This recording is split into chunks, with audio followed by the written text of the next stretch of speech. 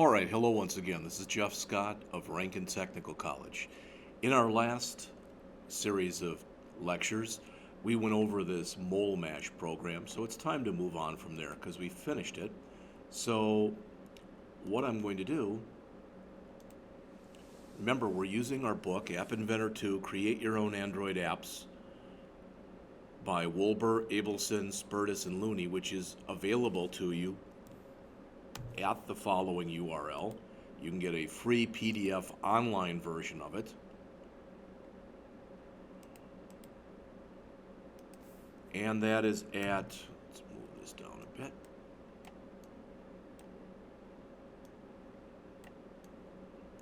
That is at HTTP, actually you don't even need all that, just appinventor.org/book2. There you go. All right. And again, we are up to Chapter 4 now, No Texting While Driving.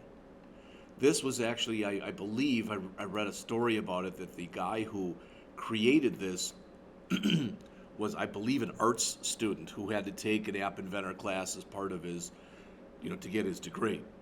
But the idea behind this is that if you're driving and you get a text, you can literally have your phone send a message that says something like, I'm driving, I'll come back to you, I'll get back to you later.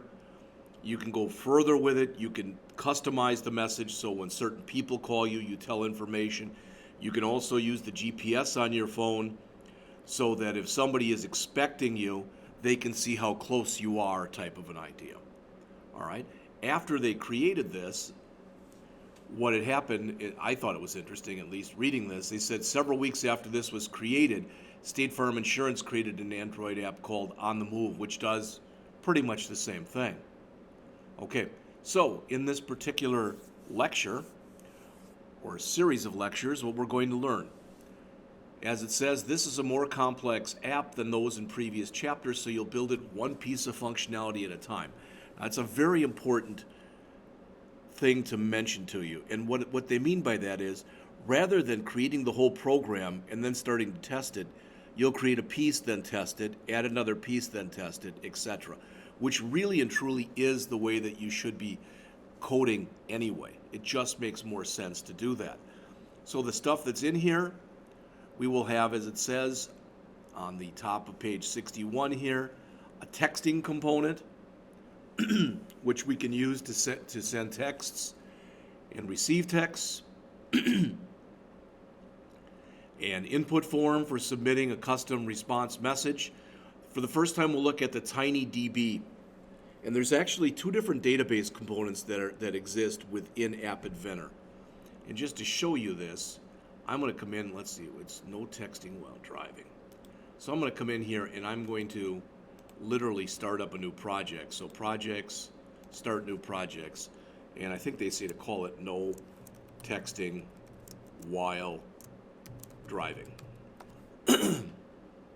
You've seen this before, but what I want to show you is this. I want to go down to storage, or try to go down to storage. There it is. And you'll notice that there are two different database components. DB is short for database. The first is TinyDB, and the second is TinyWebDB. With TinyDB, you use that if you want to have the equivalent of database storage, but only available on your own machine. So if you want to save stuff to your own machine, that's what you'd use. All right. On the other hand, with TinyWebDB, all right, the reason that you use TinyWebDB, okay, is let's say that you were creating a game and you wanted the ability to play other people on your phone and their phone and keep scores, have a league or whatever, then you'd use TinyWebDB. But I believe in this example, we are just using TinyDB. And as it says, we're saving a customized message even after the app is closed so that the next time it opens, it can open to that particular message. All right. We'll again use the screen.initialize event so we can load the custom response when the app launches. And that might be a very generic response. The text-to-speech component for speaking text aloud. Now, you may or may not remember that, but earlier, before I even started going over the lectures for the book, I did a couple very simple apps which utilize the text-to-speech component and the location sensor component for reporting a driver's current location. So I opened my browser, I started a new project, I called it NoTexting while driving. As it says, remember, project names cannot have spaces, and we want to set the screen's title to NoTexting while driving. So let's grab it from here. We're right here, let's go to our title. It's a little big, so let's cut that down. So our title, no texting while driving, and you see it changed there as well. Okay. So as it says, our user interface will be simple. It'll have a label instructing the user how the app works, which is always a nice thing to do. Never assume anything as far as somebody who's utilizing an app that you create. Always assume that they're novices at best. All right? You don't want to make the whole app just one big how-to, but yet you want to make it easy for anyone, including people who are first-timers, to use your app. So, it'll have another label that displays the text that is automatically sent in response to incoming texts, a text box for changing your response, and a button for submitting that change. We'll also need a TinyDB component, a text-to-speech component, and a location sensor component. Those are all non-visible components. So, as you can see, very simple looking interface. Label, text box, button, non-visible component texting, non-visible component TinyDB, non-visible component text-to-speech, non-visible component location sensor. So here are all of our components. Looks like about 8 of them. Let's, since we're not changing the texting, TinyDB, text-to-speech, or location sensor, since we're not changing the names of any of those, let's just bring those in first.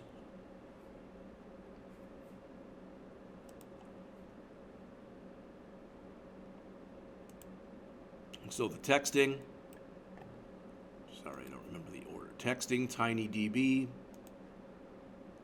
which is under storage. And then text-to-speech and location sensor. Text-to-speech is that under medium? Yes, it is. And location sensor, so there's our first 3.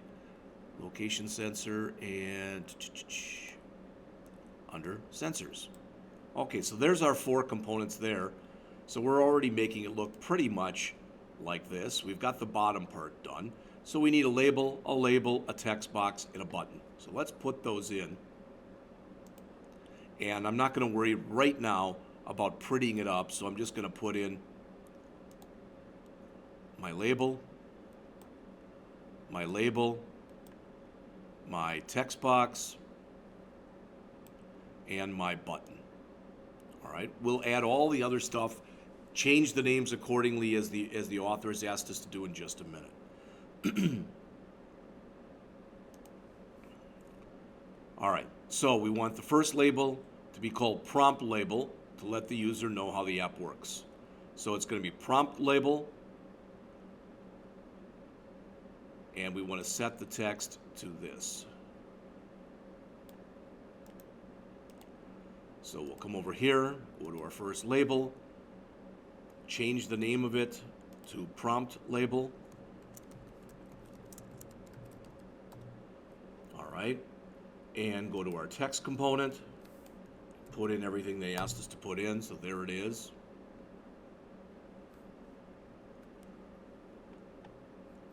Okay, let's see how it looked actually back here. Okay. So next we want to go and we've got our prompt label, we want a response label, and the default will be this. I'm driving now, I'll contact you shortly. And we want that to be bolded.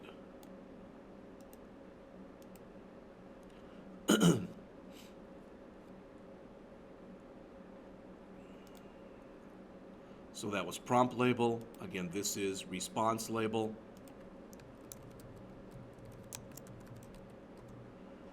We want the text to be, I'm driving now, I'll contact you shortly. and we want it to be bolded. Okay? Don't know if they tell us to do this or not, but I'm just going to set the width to fill parent. All right, I like the way that that's going to look in just a minute. And it looks a little funky now, but we'll fix that in just a minute. We'll have the width of this to also be set to fill parent. And let's set the width of our button to fill parent.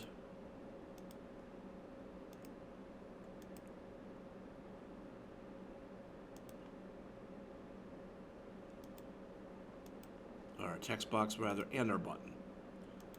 All right. I don't know if we're asked to do that or not, but I just think in the end it's going to make this look a little better.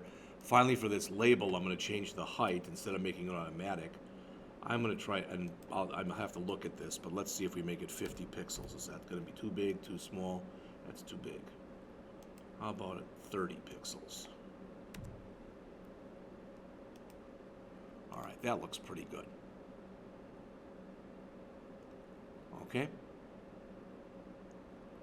And this one that says I'm driving right now, I don't want that beginning. There we go. And let's take the message and we'll center it. We don't have to do any of this stuff. Now I'm just kind of playing around, I guess, here. All right, so there we go. Okay, so going back here then, the text box should be called New Response Text Box. I'll fix that in just a minute. And the hint will be Enter New Response Text.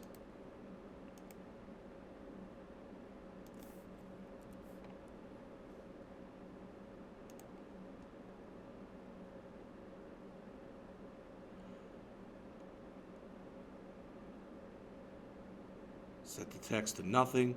Set the hint to Enter New Response Text. And then finally we'll have this will be submit. We'll do that in a second. So the hint, don't want that there. All right, and then finally, so we've renamed our label, our text box. We have to rename our button. That's the only other one that we care about renaming. All right. So according to this, we're supposed to call this Submit Response Button. And we're supposed to put the text on it to modify response.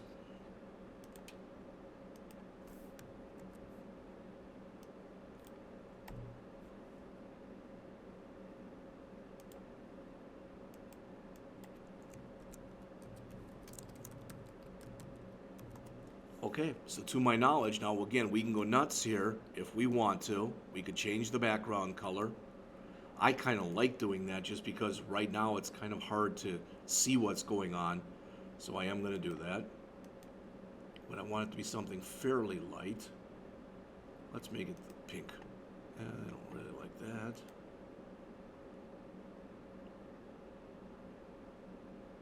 Orange. That's not too bad. All right, we'll keep it like that at least for now. Okay, all right. So we built our interface.